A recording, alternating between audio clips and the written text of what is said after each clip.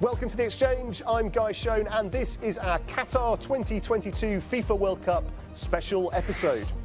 Coming up on the show, we're counting down to the biggest football competition in the world, happening in the Middle East for the first time in history. We speak to FIFA President Gianni Infantino and Nasser Al-Khater, CEO of the FIFA World Cup Qatar 2022, on what hosting the event means for the country's economy. Plus, we hear from Sheikh Al-Anud Al-Thani, Deputy CEO and Chief Business Officer at Qatar Financial Centre, about how the World Cup should help Qatar score more business deals. With less than 100 days to the FIFA World Cup 2022, the stage is set for one of the world's biggest sporting events held right here in Qatar. Well, scenes of jubilation were seen all over the country when it won the bid in 2010, and it wasted no time in putting a plan into action. The state of Qatar has spent $220 billion on building world-class infrastructure, including new roads, public transport, hotels and sporting facilities. The matches will be held in 8 high-tech stadiums, ensuring maximum comfort for spectators. And 1.5 million fans are expected to visit Qatar for the historic event, giving a boost to the tourism and food and beverage industry. Well, Qatar expects the World Cup to add $20 billion to its economy in the short term. But the benefits of the infrastructure are expected to last for decades. Well, I caught up with Nasser Al-Khater, the CEO of FIFA World Cup Qatar 2022, and I asked him about Qatar's football journey. The past 12 years have been a very busy time for Qatar. Economic development has really been spurred and accelerated by the World Cup, but also Qatar has been, on this mega master plan development since 2008. What we're looking at is really the benefits of it over the next 20 years.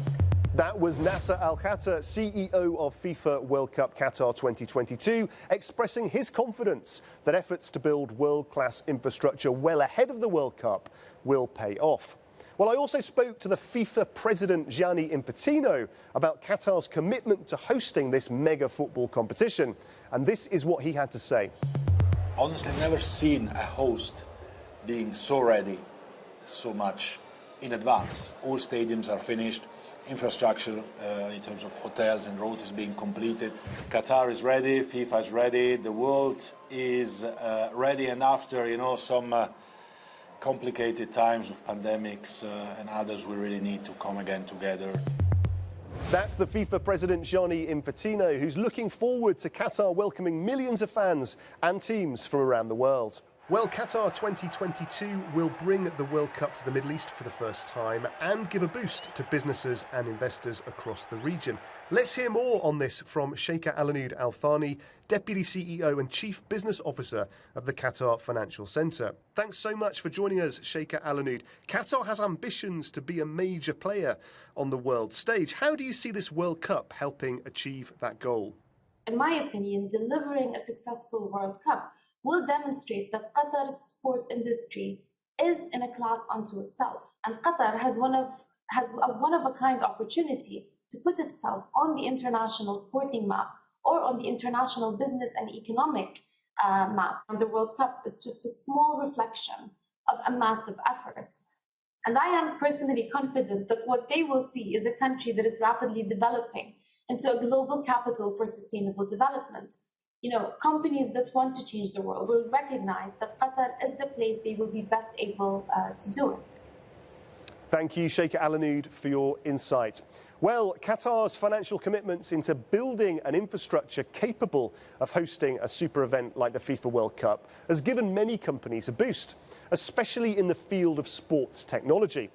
One of them is Sponix Tech, a Qatar-based firm that provides immersive replay technology and virtual adverts during live matches.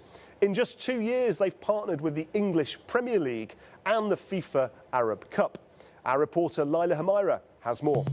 That's right, Guy. The excitement is building up and the countdown is truly underway to the FIFA World Cup Qatar 2022. Sponix Tech wants to be everywhere there's sports, but beyond this year's games, the company is looking to be one of the world's leading sports advertising companies, eyeing deals with other major sporting leagues, including tennis tournaments and even the NBA. If you've seen these replays or billboards during a live football match, it was most likely the work of Qatari firm Exeange.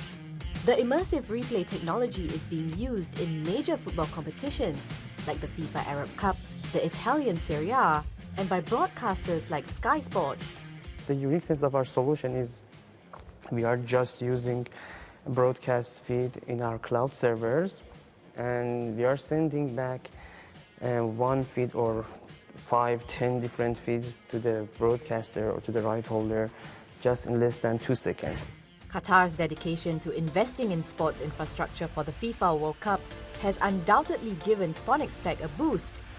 We are working with top names in the industry right now, and it's not just limited to football. Also, we work with ATP for tennis competition as well. Exeange may consider itself a relatively young startup, but with its winning strategy, the prospects of becoming a major player in its field looks bright.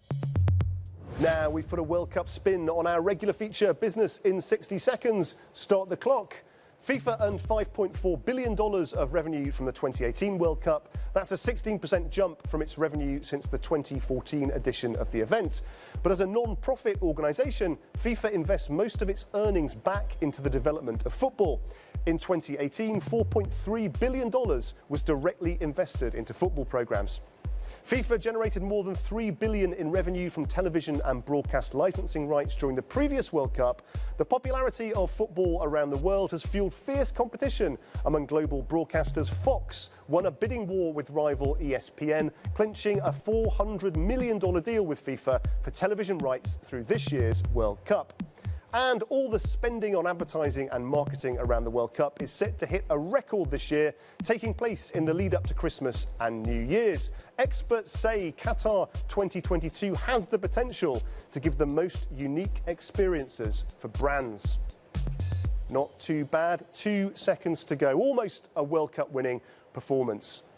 So, after 12 years in the making, all eyes will be on Qatar when it hosts the FIFA World Cup 2022 in November. The stage is set for what promises to not only be a historic event in the region, but will also give a lucrative boost to Qatar's economy for years to come. Well, that's all we have time for on this edition of the show. Thanks for watching. Please do check out Euronews.com for all your latest business news, and join us again next time on The Exeange.